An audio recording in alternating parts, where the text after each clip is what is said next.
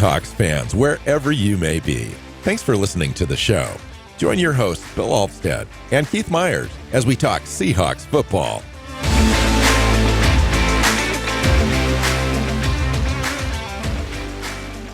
Hey, Seahawk fans. Welcome back to another episode of the Seahawks Playbook podcast. I'm your host, Bill Alvstad, sitting down with co-host Keith Myers, co-hosts for 500 episodes, 7 seasons, Keith. It's crazy.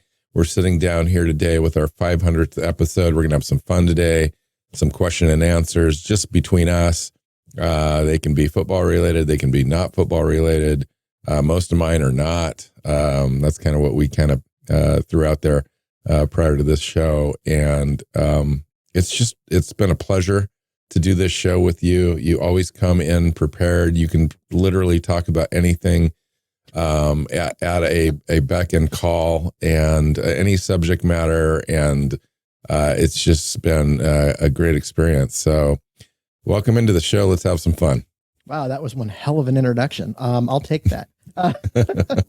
Yeah, 500 shows. It's incredible. Oddly, it didn't even occur to me until a couple weeks ago when you mentioned it that we were coming up on this. Like, we've just gotten into a rhythm, and we've been doing this now we're in our 7th year, our 7th season, and we've never missed a week. And that's how you get to 500. Yeah. Wow. Yeah, no, we've been really, really consistent. I'm really proud of our effort and what we put out. We try to do a good show. We try to be researched, all original content, unscripted.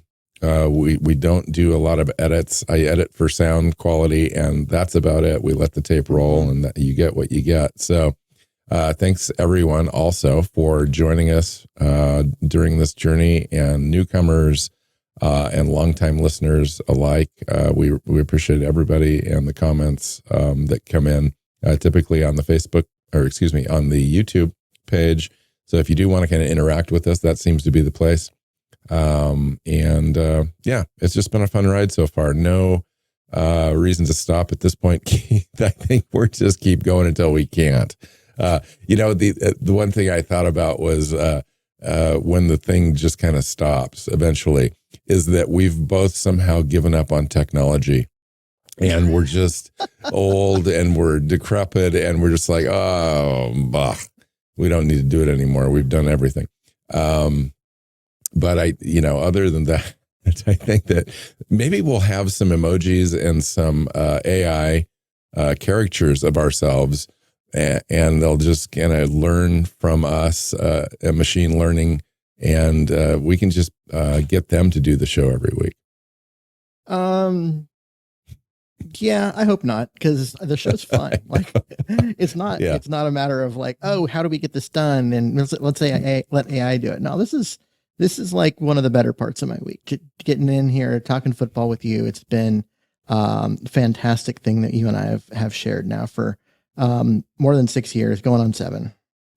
It's weird because creating a partnership that lasts is kind of a cool thing. And we've developed our friendship over those years, and it's been really, really kind of cool, actually. Okay, so here's the format, if there is one, is we're just going to go back and forth, and we've just got some questions, and I have no idea what you've got for me, and likewise for you. What do you got out of the gate? How do you want to start this thing? Well, I think we should start this by me asking you to tell us the story of the concert that you went to. You're running on 2 hours of sleep today for this show. Yeah, and I am. That warrants a story. So tell us why you've only had 2 hours of sleep, Bill. Well, I had a good weekend. Let's just start right there. I had a good weekend. So it wasn't just about the show, but the show was definitely the highlight. Went to Vegas this last weekend, stayed at the Venetian, which I'd never done before. Had an off day when we landed. Friday was the day we got there. Just did some pool stuff and had a nice dinner out. And then Saturday was the concert day, so we was just kind of a leisurely day, and went to the pool a little bit and had again a nice dinner, and then got ready for the show. Walked between the Venetian and the Sphere the new venue in Las Vegas. Probably most people have seen it by now, but it's the big ball that you see that's illuminated on the outside. It's got thousands of LED lights on the outside, but the real show is on the inside. They've got also thousands of LEDs on the inside. When you walk into this thing, it's amazing. It's epic. The space is just voluminous. It's huge. And the screen is floor to behind you and side to side. It's like a IMAX theater on steroids. And then the sound quality is the highlight, really. It's got 167,000 speakers, and they're all tuned in, fine-tuned. It's beyond quadraphonic sound quality. So you can literally hear something behind you to the right, to the left, straight back, forward. So the separation of channels is second to none. I mean, I've been to hundreds of shows and dozens of venues, and this tops them all for sure. And then we went and saw U2. So U2 was the star of this show. But any band could get swallowed up in this venue, and they are one of those epic bands that does not get swallowed up, and they create music and the visuals. Had a team of artists and creators work on this product for, I think, over a year. And so that they created an entire experience. They've got a residency there at this place until the end of December. And so we saw the fourth show overall in this venue, and it was amazing. It was amazing. I mean, U2 was spot on. Great show.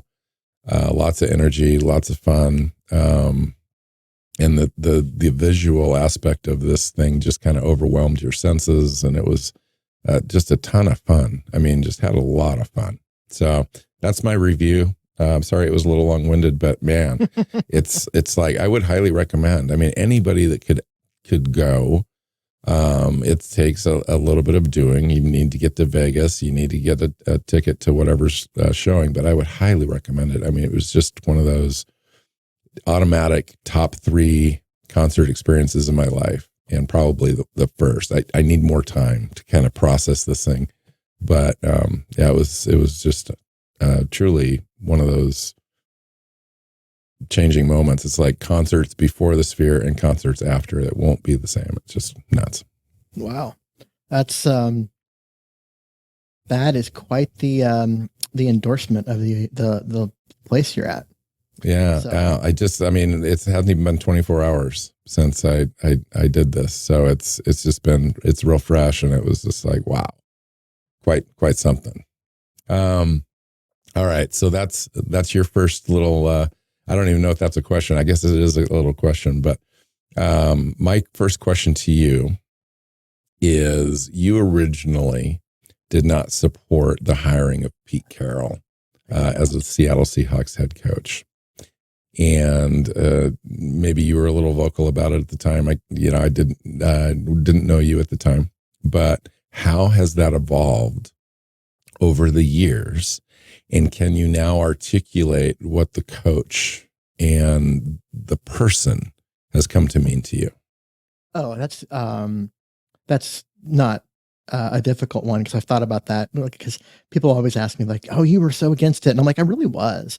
I didn't think that his style would work in the NFL. It hadn't worked in New England or the Jets. It worked in college, but some coaches are built for college, right? And some coaches, their message just gets lost. And I didn't think that Pete Carroll's rah kind of style would work with, late 20s, early 30s millionaires, right? And I was wrong. I was very much wrong. And I'm very happy to admit that I'm wrong about that. I still think that you look at other guys that have that similar style, and it does, and we've seen it not work. But Pete's different, and he's different because he's genuine. It's not an act. None of what he does, none of what he says is an act. He's a very genuine person who comes in, and yeah, he's rah and stuff on the field, but he talks to the guys off the field, is a mentor, is a guy that really believes in his guys, helps them grow, not just on the field, but grow off the field into being, the men that they want to be. And they respect the hell out of him. And so, yeah, I mean, like the evolution didn't take long.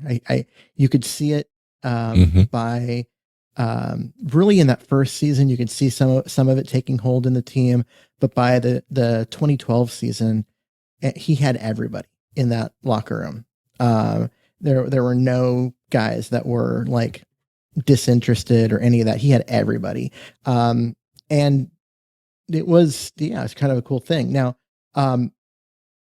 he's a guy that, you look at and you can be like, okay, he gets more than anyone that you can see. He gets how to have those kind of like professional relationships with people and how to make it work and what it's meaning, what it means and the type of impact that you can have on people. And so, just watching him and everything has kind of been like, cause I work with kids, right? I'm a teacher, and, to have like the idea that, I can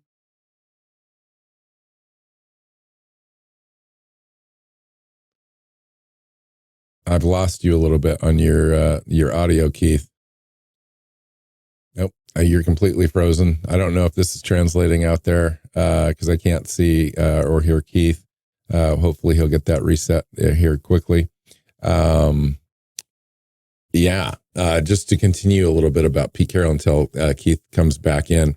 I'm the same way. I mean, I kind of saw him for what he was when he first got hired, thought he would be a decent hire. And then he actually came in and that was fantastic, what he was able to do. And then over the years, you just kind of buy into Pete Carroll and what he stands for, taking each individual player and allowing them to develop, be themselves, and be the best player that they can possibly be, and best person, and putting them in a position to be successful, both on and off the field. I think is the one thing that you see when Pete Carroll coaches and when he operates off the field as well, when he gives interviews, how he lifts up players.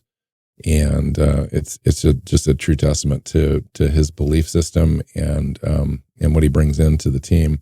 He's going to be sorely missed. I know that there's a certain crowd out there that loves Pete, and there are others that are detractors that say his time has passed and so forth. But I've been around long enough to know that when he is gone, his impact will be left and felt from his absence, because there's only one Pete Carroll, and I think anything else is going to fall short a little bit in certain aspects. We might have success on the field, but it'll be a different kind of success because nobody's going to be able to duplicate that, I don't think. So anyway, we have lost Keith, and I'm going to see where he's at. Okay, he can't connect in, so we're going to stop this and we're going to start over. Hey, okay, so now we've got Keith back in the studio, so we can keep this thing going. No big deal, right? These things happen, especially on the 500th show. Why not? So follow up on the Pete Carroll answer. So you had mentioned you were a teacher. I kind of had a question that kind of led into that. Why physics and not engineering or some other mathematical discipline? That's a really good question, and one I don't have a great answer to. You just kind of fall into it, or how's that go? How does one become a physics major? Well, you start by having this massive ego about how smart you are that has yet to be crushed, because otherwise you wouldn't try. But the truth is, I just found it really interesting. Sure, it was hard. I mean, that's what everyone's like, oh, it's like one of the hardest majors. I'm like, yeah, sure, whatever. But that was part of why I wanted to try. But really, it was just really interesting. You started getting into quantum mechanics and optics and that kind of stuff, and I just couldn't get enough.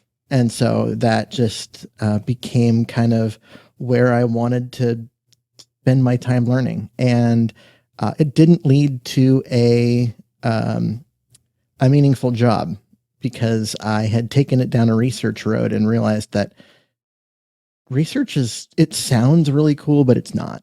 And but that's really why. It was just really interesting material, and I was too dumb to realize that I wasn't as smart as I thought I was, and therefore wasn't intimidated by it as I probably should have been. Interesting. Yeah.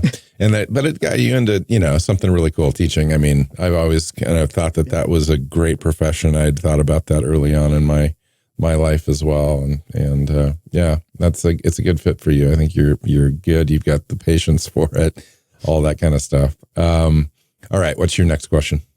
Well, I wanted to follow up, since you were talking about that show. And you made it sound like it's like an all-time great show for you.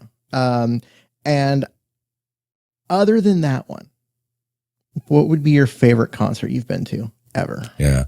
So I've got a top three, and I've had the same top three for a long time. I saw Pink Floyd twice, once in the Kingdom, and that was the Momentary Lapse of Reason tour. And I'm going to say it's probably in the 1990 range, 1991. And that was an amazing show. I was just telling my significant other about that show, is trying to compare it to something that could somehow match the Sphere in epic scale and size and so forth. And the Kingdom kind of came to mind, and they had, I don't know if you're familiar with Dark Side of the Moon at all, but they during the first side of the album, which they played, they had this old bed, European style lunatic home bed, poster bed, metal frame, and they had it attached to one corner of the back of the Kingdom up high in the 300 level, and then had it on a pulley mechanism that attached and brought this bed down to the corner of the front of the stage over the course of this song. And the crescendo of this song is a plane crashing. And when the bed hit the stage, a huge explosion happened, and the bed blew up, and it ended in this explosion on stage, which was just and at the time was the greatest single thing I'd ever seen at a show. And it was Pink Floyd. I mean, it was just one of those epic shows. I saw him later, Division Bell tour, and then Tom Petty in the Gorge, in Washington State was probably my third greatest show, because there was something about Tom Petty and the energy that he brought, and the way that he got the crowd into it and matched the energy. And he's the only performer, one of the very few performers I've ever seen, to start a show on the dial at 10 energy wise, and somehow figure out a way to turn it up to 11. They could take a song, just really just in your face, and then just turn it on again to another level that you'd just never seen before. And Tom Petty was able to do that. So how about you? That's awesome. I have not been to the shows that you've been to. I've been to a few recently, and I went to a few when I was young. And they're fun. They're great shows, but nothing that I would consider truly epic until I went and saw the Eagles this last year. And yeah, they're old. I get it. I'm sure they were a lot more fun back in the 70s when they were young, but God, those guys could still freaking shred like they were still young. And they put on a show with they played like 40 of their songs, and it was and they're perfectionists. Like when you go watch them, they literally try to duplicate the sound of the albums. And yeah. And it was just a phenomenal show. And I had my dad there with me. I had my son there with me. So we had three generations. And that part made it awesome as well. And I saw the Eagles once, and it was like that. I'd say it's in my top 5-6 shows. Crosby, Stills, Nash and Young I saw, and I thought it was going to be a sleepy little show that was going to be just these guys harmonizing on the stage, and I was kind of prepared for that. What I was not prepared for was to have my face completely rocked off, because Neil Young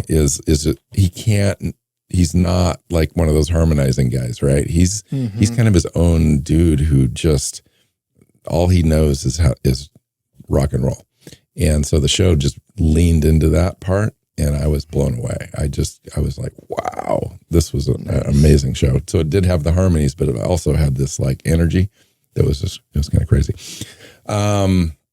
Okay. So when we first started this show in 2017, you were an avid home brewing hobbyist. It's true. Since then, less so. Have you considered rekindling your need for keeping yeast alive in your refrigerator? I absolutely have. And I've been working on it. So when we first started, I was brewing a lot and really enjoying it. And I kind of ran out of storage space because when I brew like 5 gallons at a time. And that's a lot of beer. So I ended up giving it a lot away. And that kind of stuff. But even still, like sometimes it's still a lot of beer. And my fridge had gotten full and some of it was starting to go bad. So I had to like dump that. And I just figured it was time to take a break and stop just packing more stuff into my beer fridge. And then COVID happened and it became like impossible to get ingredients for a bit. And then I moved and I still don't have my home brewery set back up in my new place. It's all there and it's ready for a major upgrade. I've gotten new pumps and new filters and a new chiller and that kind of stuff. So it's ready to get reassembled in a new and far better form than it was. And then I will rekindle this this hobby because it's fun. It is like it's a creative thing, and I can offer personal testament. The beer that you created and have had, and you've shared with me, has been amazing. So I would highly encourage you to do that again. It's one of those things that's coming back. I mean, part of it also is my wife and I opened the Bennett business, and that eats into a lot of my time, and so I don't have the time I used to. So when I decide I want to redo my brewery, it takes now months before I can cobble together enough combined hours to put it all together and that kind of stuff. So that's part of the problem as well. Nice answer though. I'm glad you're still interested. Haven't given it completely up. Haven't sold all your stuff on eBay. Oh, hell no. That's great. Although I am gaining a new hobby here that I've got to try to make sure does not stop me from getting back into brewing, because I really like brewing. And speaking of hobbies, for a bit there, you were drumming like crazy. You were becoming an avid drummer as a hobby and as a workout routine. How is that going? It is not going. It is not going. So I moved about 14 months ago into a space that is smaller, and we currently do not have the necessary room. I have my own office. I have a dedicated room, but it has a bed in it it has a guest bed in it. And so we are about to gain some space in the next few months. And so I'll have an opportunity to retrieve said drum set from storage and set that up again. So I'll let you know. I'll give you an update probably by the time that the NFL draft comes around where I'm at with that. But it's been lying low, but has not yet been forgotten. It's still a dream. But I'm not good at it. I don't pretend to be. I don't care. But it's fun. I mean, it's fun. Like, I can keep a beat. So I have that basic ability to just kind of keep a beat. And so everything else is kind of bonus. So when I hit a riff or when I, land an entire song and I'm able to play along with it, it's like, wow, I did something. Yay. But no, I'm not. I don't have any illusions of being on stage or playing on Friday and Saturday night with anybody. But yeah, that's fun. So we'll see. We'll see how that goes. So you're not currently releasing your inner Dave Grohl. Unless I'm playing the spoons on the couch. No. Speaking of Dave Grohl, I just saw Dave Grohl last week. Went to a Foo Fighters show here locally. Awesome. It was amazing.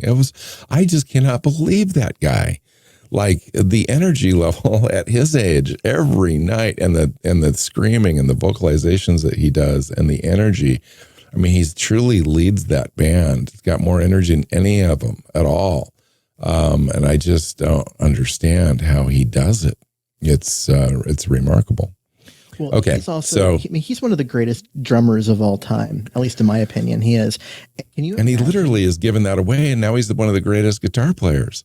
Yeah. Can you imagine, though, signing on to be the drummer for Foo Fighters, knowing that he's going to be there basically listening and judging every single thing you do? Yeah. Like that. Yeah. And the guy that they got is a professional in his own right, had many, many decades of playing, and it's seamless on stage. I mean, he really just didn't even notice. I mean, you notice, but Taylor Hawkins was just an amazing talent that passed away early, way too early last year. But their replacement guy is top notch. I mean, he's really good as well. You mentioned you owned a business. It happens to be a business centered around family pets. Yes, it is. But I was going to ask you about your pets. Like, what are your current pets? I know that you have an affinity for felines, yes. And I'm wondering what the current state of affairs is at your home. The current state of affairs is 4 felines and nothing else. And that's a lot of kitty litter. Yeah, it is. Hopefully it will stay that way and only go in the, downward direction in terms of the amount of biomass in this house over the next few years, because that's a lot of cats. That's a lot of fur. It's a lot of everything. They're all adorable and I love them all. But, we've had one for, let's see, my kid's 13 and we got him when my kid was 9 months old. And then we've had other cats come and go. They're always special needs cats for the most part, ones that, people couldn't take care of them well enough. But the clinic where my wife works, wasn't willing to euthanize them. They were too healthy for that, but that doesn't mean that the person who had them could take care of them the way that was necessary. And so they end up getting signed over and then they need to be rehomed. And the extra special needs ones tend to end up here.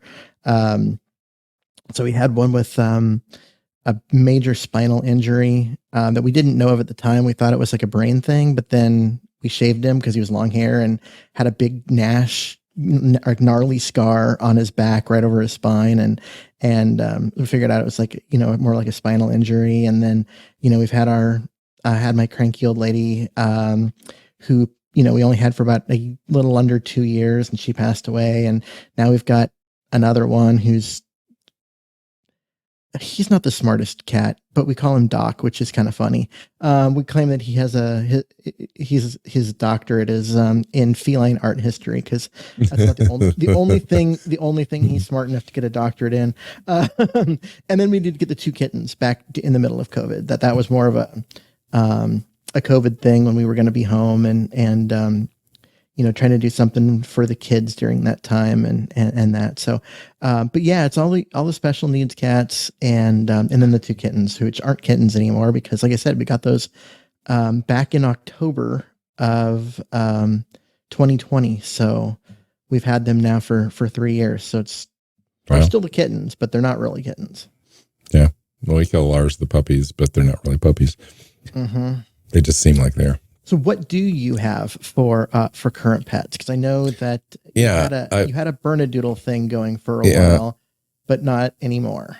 Yeah, no, I've shared custody with my Bernedoodle and my I have two Bernedoodles. One's a 75% poodle, 25% Burmese mountain dog. The other one is a 50-50 split, and she's something.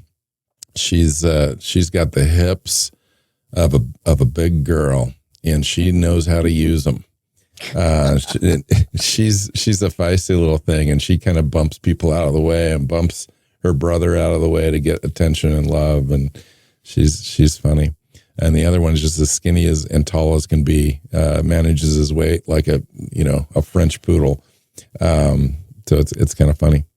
And then at home now I've got a couple of multi-poo Havanese blends. They're brother and sister. Still call them the puppies, but they're about to turn 2 this month, and they're just the cutest things. So I love those guys. It's amazing. One of them loves to fly out the car window. She's like 13 pounds soaking wet, but she is an acrobat. I mean, she would love to be able to fly. So she'll like hang out the window, one paw up on the windowsill, the other paw up in a kind of a curled, tucked in look, and ears flapping. And that's her place, man. She that's life for her. If she could be in that spot the whole time, forever, that would be it. Okay. So, hey, before we go any further, I just want to remind everybody that this is kind of obviously not a Seahawks-centric show. Keith and I have been around for a while. We've become friends. We're just asking questions today. Most of them aren't going to be having to do with football. We'll throw some of those in, I'm sure. I'd love to talk about the Seahawks a little bit today anyway, just because it's Sunday when we're recording this thing. But really, it's get to know Bill and Keith hour here for us. And so my next question is a little personal. It's tell us something we don't know about you, but you wouldn't mind sharing. Something you don't know about me, but I wouldn't mind sharing. That's safe, well, unsafe. Okay. No, here's the thing is it's not something I've ever talked about on this show, I don't think. But it is something that is a part of my life. And I have openly talked about it on Twitter back when I was on Twitter and in my other job. And that is that I suffer from chronic depression, and I have been dealing with that for as long as I can remember. And I've been receiving like treatment and medication for it for 15 years-ish now. And I still have my days when it's really hard and it really hurts. And, but it's just one of those struggles. And I've made a point of not shying away from talking about my experiences and that kind of stuff, because if anyone can listen to my story and feel empowered to finally talk to their doctor, I would encourage it. And that would, if me sharing my story helps other people, then all the better. And so, but it isn't something that I've talked about on the show, because we kind of try and keep the show about football and about Seahawks and all of that. And but yeah, I mean, like I said, it's something that I've dealt with, and it's something that you've dealt with, because there have been times when I'm not available, and I should be, but I'm just not, because I am really struggling on those days. So it's been a thing. So yeah, there's I think thank you. I mean, thanks for sharing. I really appreciate that. I think everybody else does too. It's one of those things that I think everybody identifies in some respect, some shape or form, having this happen to them personally, or having a family member immediately near them having gone through some things. It's tough. It's difficult. And to know that you're not alone, or to know that there are options out there available to help, a doctor, medication, some therapy, whatever it takes. We're a community. If there's anybody out there right now listening, send us a private message, send us, whatever we can figure it all out. I think that's the overarching message is that you're not alone. We're not alone out there. It's a slog. It's a tough world. It's dog eat dog. And sometimes you kind of need to know that you're not the only one going through something, Well, and I think that it is interesting that I've kind of, that we do the show. And before we did the show, I spent, like 6 years as a writer, covering the Seahawks, because during that time was when CTE became a thing. And we, began to understand the long-term effects of concussions. And yes, there's a genetic component to what I deal with, because my sister and my dad both deal with it too, but to a much lesser degree. And the difference is that I have had a number of concussions throughout the years, mostly through sports, a couple through car accidents, and they've been a part of what's made it worse. And so it's kind of that, like, there was a lot of learning. As the NFL and the rest of the country was learning about CTE, so was I. And it has given me a perspective on what some of these guys go through in their lives and with their bodies as they're playing this game. And after they play, football takes a toll, and that as well as anybody. My next question was actually going to be about that. But on the mental side, concussions are a big deal. There's no such thing as a minor concussion. There really isn't.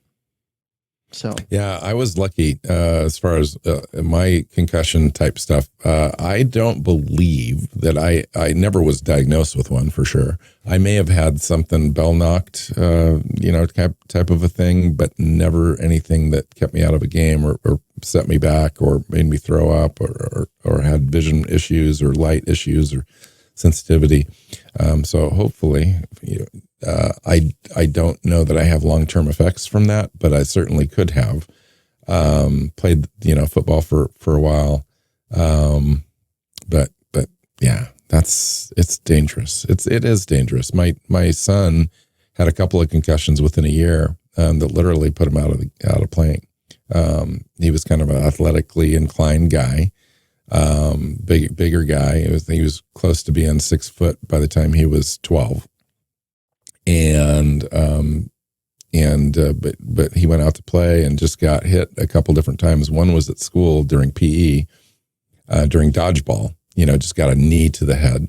That was a pretty decent concussion. And it affected him, affected your personality, affected, your sensitivity, your ability to study, all that kind of stuff. And then less than a year later, it was about 8 months later, had a second concussion with a helmet on, and just helmet to helmet collision. It wasn't even that big of a collision. I saw it, but it was enough. It triggered that initial, I think, concussion, and it put him back exactly where he was before. So, and he made that decision, and we encouraged him in the right direction, I think.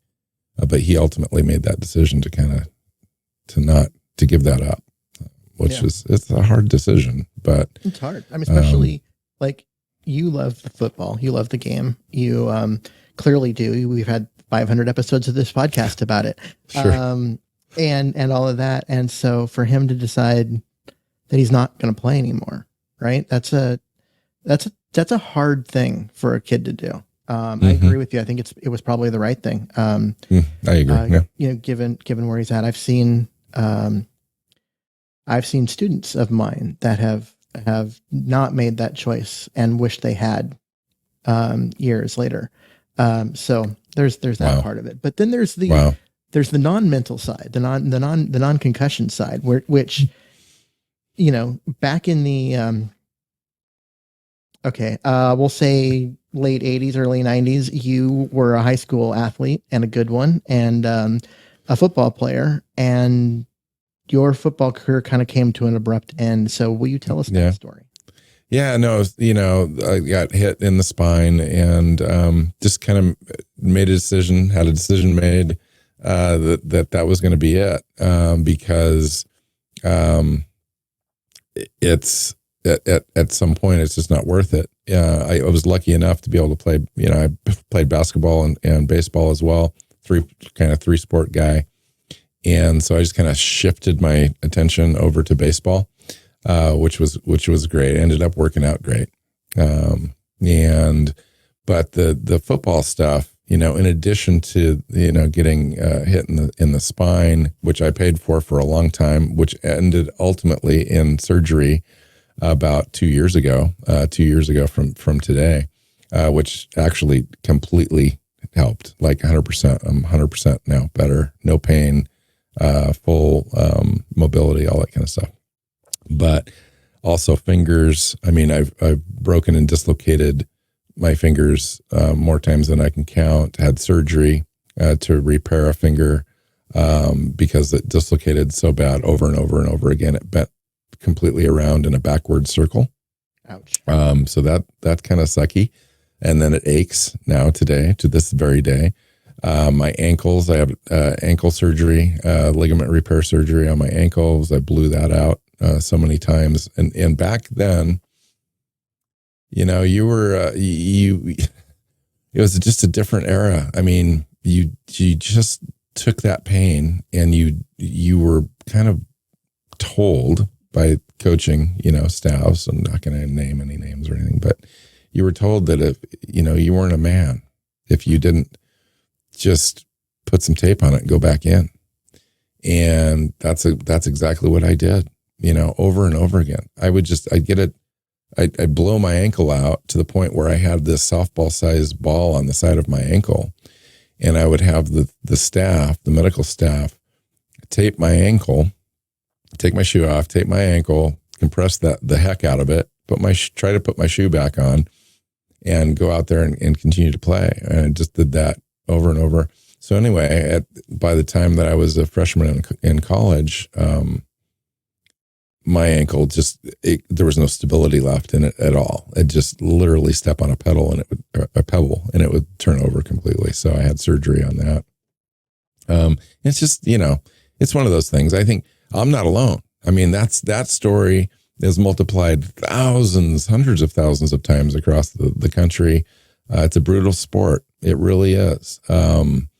It's violent, and I have mixed emotions about that sometimes, having that personal experience, but also, these guys are full on athletes at the highest possible level and fast and physical. I mean, big, physical, fast humans crashing against each other intentionally over and over again, all game long, 17 games a year, plus practices, all that stuff. And you multiply that out, it's like, but here we are. We cover this, we cover the team. We have this show. We celebrate this sport. But we have all this violent stuff going on in the background. So I'm torn about that, actually, because I certainly wouldn't want to see anybody hurt. Every time that there's a situation where there's an injury on the field, I really do feel for them. We talk about Jamal Adams sometimes in ways that's a little flippant here and there about injuries, and he just had another one. He was on the field literally 5 or 7 plays or something like that. Ended up having a concussion. We do talk about injuries that way, but that's not, it's more of their contribution. It's not their... right, but he would certainly be happy to be contributing. True. He just can't because he's... Is it best for him long-term in his life? No. For him and his family to continue throwing his body in there? No, it's not. Really trust Cliff Averill and Cam Chancellor, guys that were at the height of their game, but they got both of those guys got a neck injury, and were like, no, I can't do this. I can't risk my long-term future with me and my family, and they walked away from it. That's got to be hard to do, but they both. had to make that choice. And I respect the hell out of that. I know there are people that were upset. There were some things said on Twitter that I hope people have deleted, and because they've come to think else, otherwise. But there were people that were really mad about it, and I don't agree with that. I can't believe that. I am a firm believer. Like, these guys, they give a lot of their body to this game, and it's hard. And in the end, it's, what do you value? What do you value as a human being? And some people can see beyond the immediate today into a future, that they value health, they value mobility, they value the ability to play with their kids and their grandkids, and to be able to walk and experience life beyond the game. And that's when that decision happens, when you've had a time to self-reflect in that way, and you realize that, it's more important that I have those things than the ability to hit somebody today. And I don't know what it would take for Jamal to get there. Everyone's different. This, I understand, is not a full-on concussion. It's something I think he's already passed protocol, all that kind of stuff. It was kind of a, got his bell rung kind of a moment. But that lasted minutes, not seconds. And so therefore, he wasn't able to get back in the game. But that aside, he's had some real struggles. And I think that the fact that he got hurt again in a play where he didn't have the best form tackling, head down, throwing his shoulder out there, is the exact same way that he's been hurt before.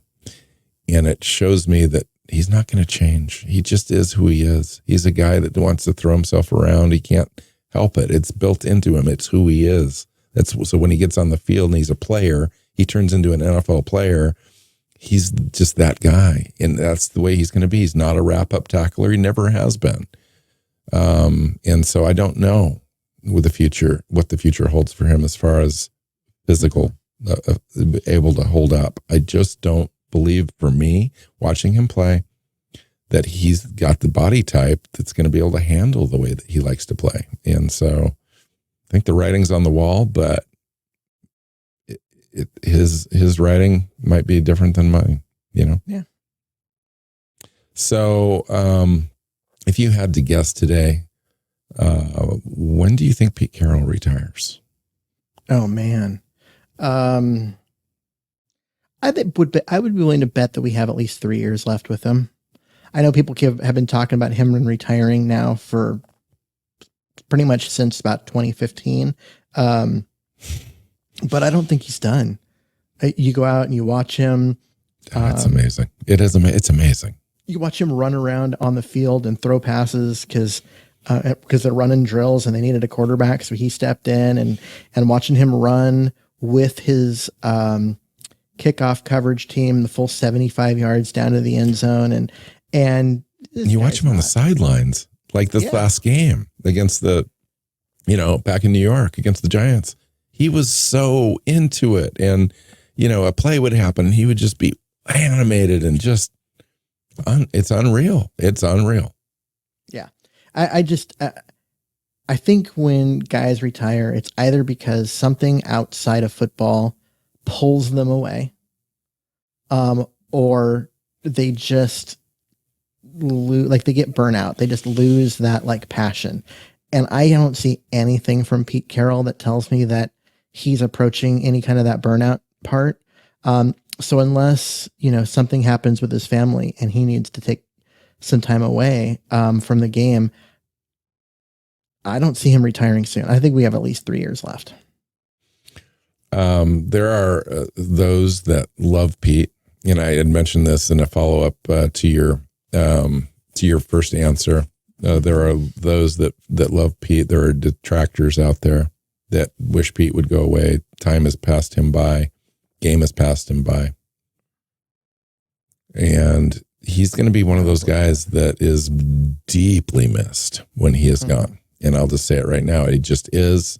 People don't realize that yet, but mark my words, when Pete is gone, there will be a hole the size of, the meteor crater here in Arizona that is going to be a void that will need to be filled. And nobody's going to fill exactly who Pete Carroll is. There might be success right after Pete. There might be a successor that comes in and has success, but there won't be another Pete Carroll because he's just a different dude. He just is. And first ballot Hall of Famer. The game has passed him by. His X's and O's, sure. I mean, the league evolves at a hyper, excessive pace. And the stuff the Seahawks did in 2012 doesn't work anymore on either side of the ball. But to say he doesn't evolve. Yeah, but but I'm just saying, like, he doesn't manage the X's and O's anymore. He has hired people to continue to evolve what Seahawks do and keep them current and competitive. What Pete Carroll does isn't X's and O's. What he does is manage people. He manages players. He manages, coaches. He builds a culture in a building of winning. That's the key word. That has not passed him by. In fact, I would argue that I would put him with a guy like Andy Reid and say those are the best two guys at doing this in the entire NFL. And that has not passed him by. He has not lost the locker room. He has not lost his ability to be impactful off the field and in the lives of his players and to motivate people. So no, he is. And if there people are saying that, they're talking about X's and O's and they don't really get what his job is. Cool. All right. Do you got another question? And well, by the way, everyone that's listening, we're probably going to end up going slightly long, and by slightly meaning probably another hour. Who knows? No. As awesome as that would be, and as appropriate it would be for our 500th show, I gotta say, I have other commitments, but nice. I do have a Seahawk related question, kind of. You and I have talked about going to the draft a couple times. It's fun. Like it's just kind of our thing. We both get into it. But you also know just how big of a show and everything the Super Bowl is.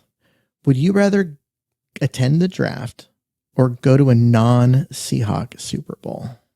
Wow. I would rather attend the draft. Interesting. Yeah. I love the draft. The Super Bowl's, the game itself is so diminished compared to the hype around it. And I'm just not a hype guy. Like, I don't need the 3 days of like doing all the event things around the Super Bowl. The Super Bowl was here in Arizona last year, and I didn't go to a single event. I'm just not into it. That doesn't interest me. It seems fun, but really, come on. I'm a game guy. I like the game. When I go to watch the game, I don't want anybody talking to me for like 3 hours, distracting me from the play on the field. I'm there to watch the game. I'm looking at all the stuff. I love the details. That's why I like the draft. The details. It's like it's something that you can prepare for. You research massively. You go in droves and droves of players individually, finding out what are good, unique fits for our team, our current roster, what would work, what wouldn't, why one player would be successful, why another player wouldn't. And you build this thing up and up and up and up. And the event, that would be amazing. I would love the draft. Super Bowl, fun, but it's a one-off thing. I probably would enjoy some of it. The draft, I would soak that thing in to be one of my greatest lifetime events. I mean, that would be the difference, I think. Awesome. I like that answer. I know the Super Bowl is supposed to be like this big 3-day party with a football game in there somewhere. Yes, right. And that's not who I am. Like I'm too introverted for that. that would be exhausting. It would be fun, but it would be so exhausting. Whereas the draft, just everything that you and I put into it, all the work, everything, and then to just be there and feel that moment. And I think that would be phenomenal. So I'm going to agree with your answer. I think the draft would be better. And I know that there's people all over the country that would absolutely disagree with that. Yeah, probably. Oh, I'm sure. Oh, yeah. We're kind of wonkish that way. We're weird. Yeah. We do have some people that hang on all year and watch us during the draft. I think we provide some of the best content we do is draft oriented, draft related. I think it's one of our funner aspects of working together and doing the show is the time between the end of the season and draft, the 3 days of the draft. It's just a great time to speculate and commiserate on the season, and then look at the shortcomings and try to solve the puzzle. It is a puzzle, and it's a puzzle where we only get 50% of the puzzle pieces. And you have to fill in the blanks on the other stuff, the intangible things that the Seahawks look at, the grit that they always talk about, the interview process, the background. We just don't have access to that, and nobody does. And so we all kind of try to fit these puzzle pieces together where, you really only can capture about 20% of it at the end of the day. And that's why we're only about 20% successful on our picks, our guesses, and the type of players that we're looking for. So, yeah. So how much time can you give me, Keith? How much time you got? I've got another 15 minutes or so. So let's do this. Okay. So let's do kind of a rapid fire thing. Okay. Some of these questions I've written out are take, a little bit more time, but just give me your elevator speech or your 20-second answer or whatever on some of these things. I'll do like 3 or 4 in a row. Okay. So a lot of people listen to Seahawks content, and beyond us, we obviously know that. Who's your favorite Seahawks content provider and why? Okay, picking a favorite, I've got 3 names that popped into my head like instantly. I really like what Dana O'Gorman adds. I think she's got a unique perspective, but her content is about the entire NFL, not just the Seahawks. I mean, she's a Seahawks person, but her and her group cover the whole NFL. I would say as far as regular stuff, I would go Corbin Smith. The fact that he produces stuff daily during the season, 5 days a week. He works so hard. He works his tail off, and you can tell, and he knows his stuff really well. I think as far as entertainment value goes, Dan Viennes is a great listen, a podcaster when he's active, but his activity comes and goes depending on lots of different factors away from football and stuff. But I think he is one of the more entertaining people to listen to. But to answer your question, I think I'd probably have to go Corbin Smith. Yeah, I like all those answers. I agree with all of those for sure. What is the single greatest sporting event that you've ever attended? That I've ever attended. Wow, that's. I attended live the 1-game playoff in 1995, where the Seattle Mariners they basically ended up with a direct tie and a direct. All the tiebreakers were tied with the Angels for the division win and the playoff spot.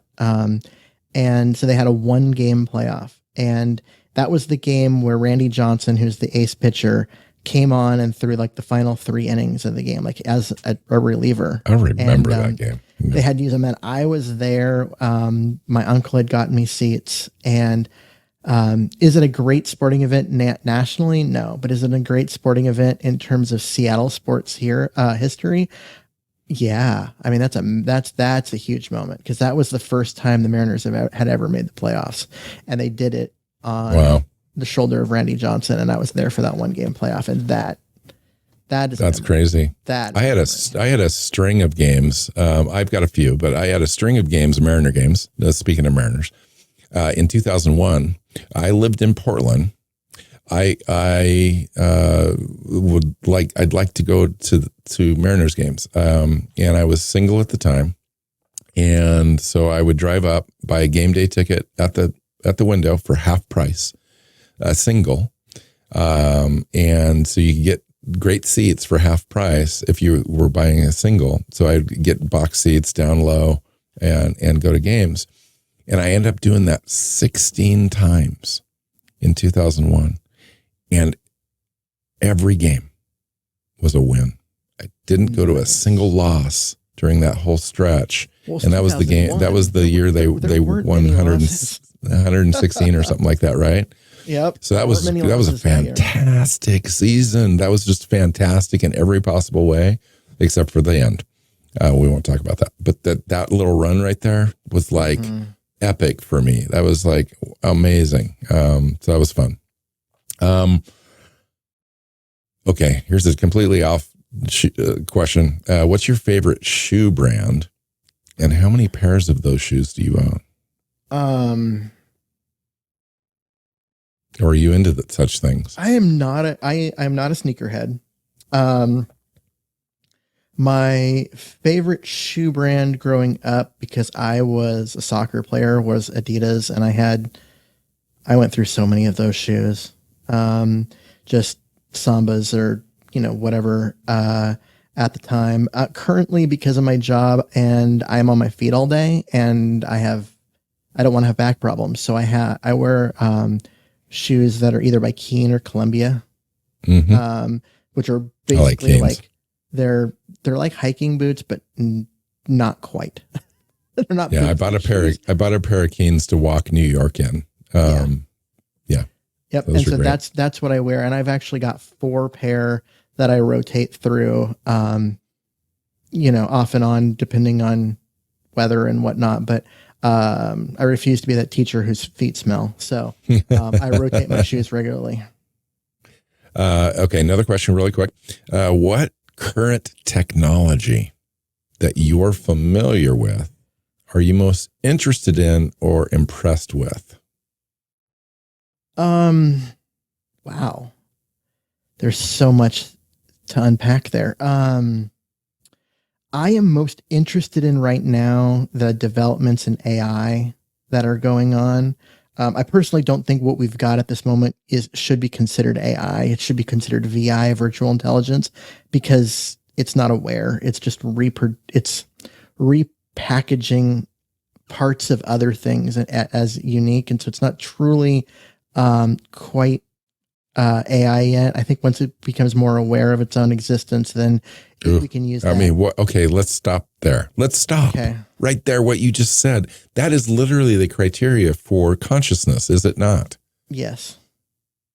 So, and to me, that's where, and I know like this, obviously, like my definitions might not match like the public sector and especially not the people who are marketing these products that are currently out right now. But I consider that to be AI. And until you reach that point, it's VI, it's virtual intelligence. I agree. I agree with that. So, but that's neither here nor there. Just the fact that the advances that we've made in machine learning and that kind of stuff, and the ability for these current AI programs to generate art, like pictures, is phenomenal. And I'm amazed at what it comes up with, even if what it's coming up with is simply other images, just taking a little part of this one and a little part of that one and a little part of this one and kind of putting them together. It comes up with just these really incredible things that I never thought that we would get to AI that could do that sort of thing, this quickly. I'm very, very intrigued and excited about that. I also understand why there's a lot of fear by, like the Writers Guild in Hollywood, and why that strike was over. And, anyone who's watched any, Terminator movie or anything like that. AI is a scary thing when the machines start thinking for themselves. At what point do they decide that we humans are getting in the way? Right. And and so that's an interesting side of it too. So it's all about the shackles and the limitations you put on stuff. But we have gone in my lifetime from DOS computers, like the old like Commodore 64, to web-based AI programs that can generate art. Yeah, I don't even want to tell you what we've gone to from my lifetime, but it probably has to do with sticks and etching on them to where you're talking about. But yeah, so I've been really intrigued with that. I think that as a society, we've kind of lost the innovation space in things like space travel and some of these areas that we had been pushing for a long time. We're now going small. We're going quantum computing and AI and microprocessors and nanotechnology, and it's been an interesting shift, and I'm very excited to see where it goes. Yeah, interesting. My dad started at Boeing in 1967, and in the computer department there at the Space and Defense Center, and he was heavily involved in computers his entire career, 30 some odd years, and he started out with tape drives and punch cards. Tape drives and punch cards, and big Cray computers came along later that were the size of houses that needed rivers of water to cool them. Very interesting stories and places from him, if you're ever interested, and have an opportunity to have a conversation, because it's crazy the amount of change. Yeah, it's just unreal. That cell phone in your pocket is thousands of times more powerful than all the computers we used to put people on the moon. And those computers were so big, they took up warehouses. Yeah. Yeah, I know. Crazy, right? Do you have anything else, or do you want to wrap this thing up? I've got a few others, but I want to be respectful of your time as well. So I got a couple that it's like, okay, when you're not rooting for the Seahawks, what football team are you rooting for? Not very many, to be completely honest. I like football, but I'm also respectful of others and others' time around me, and so I try to limit my opportunities, my viewing, my listening, my engagement outside of this show and outside of my Seahawks fandom, to make sure that I'm not an ass. And so I typically try to just kind of keep that in check, and always have. And I'm totally fine with that too, because I am genuinely not a fan of other teams per se. I do like football. I like engaging and watching some shows. For example, before we sat down today, I was watching the Red Zone, and it was on for about an hour. I was just watching, different teams and so forth. So that's kind of fun for me. So I like the Red Zone, if that's a team, just to be able to check in with different teams and find out what other players are doing via that. But would I watch an entire game of the Arizona Cardinals versus somebody else? Unlikely, unless I'm with other people that are doing that too. But how about you?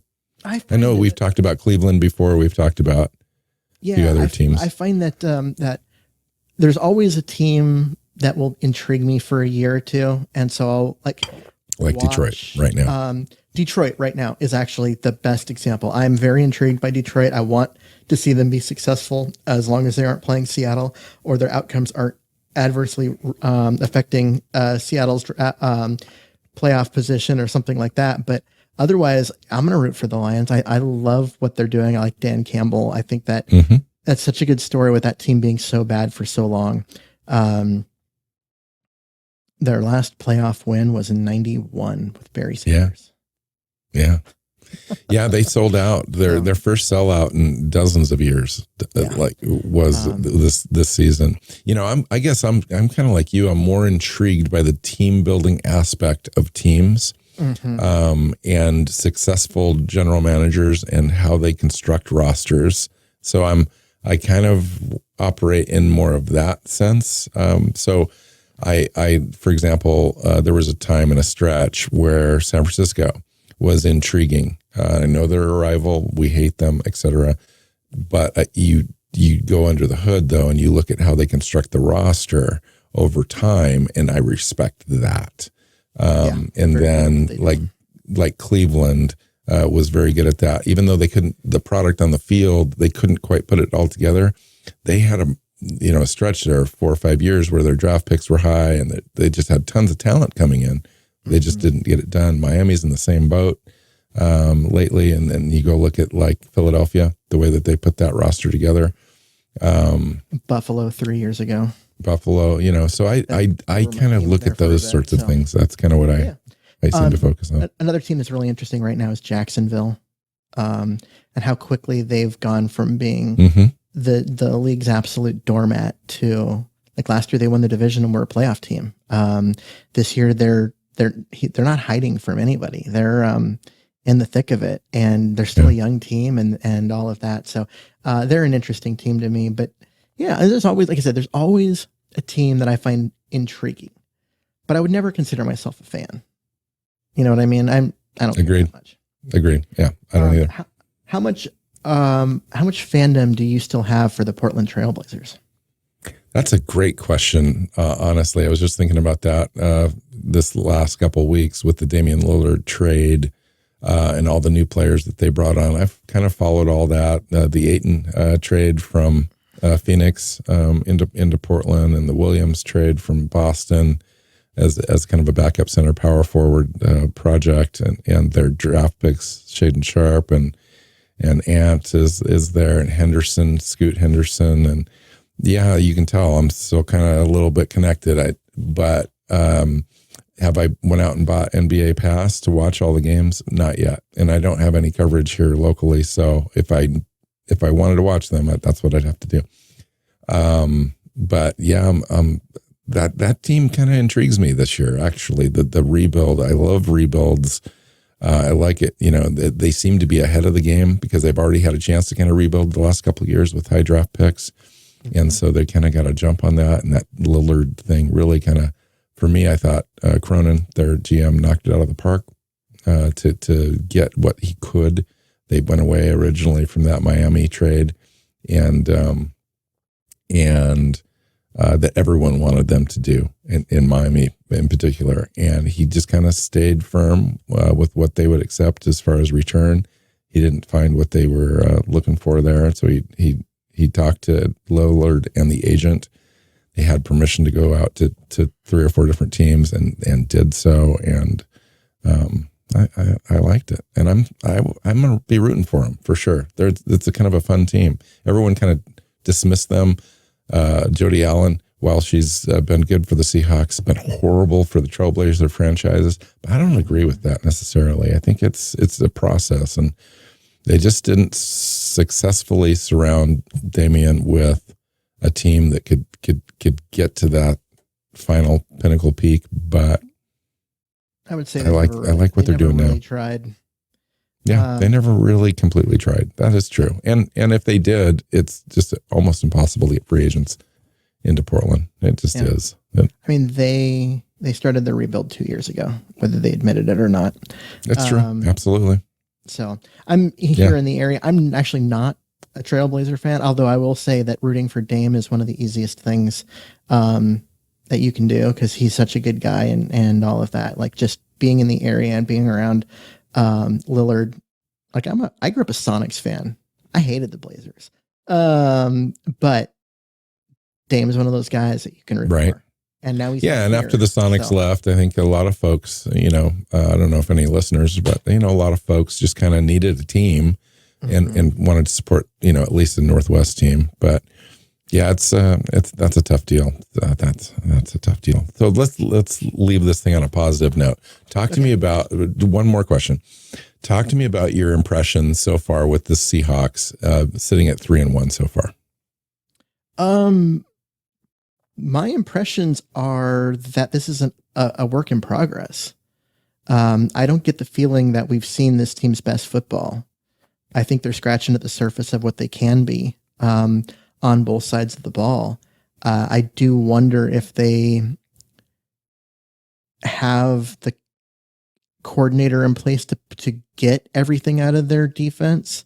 That's not saying that he's bad or anything. I'm saying I don't know. And we'll find out over the course of the season.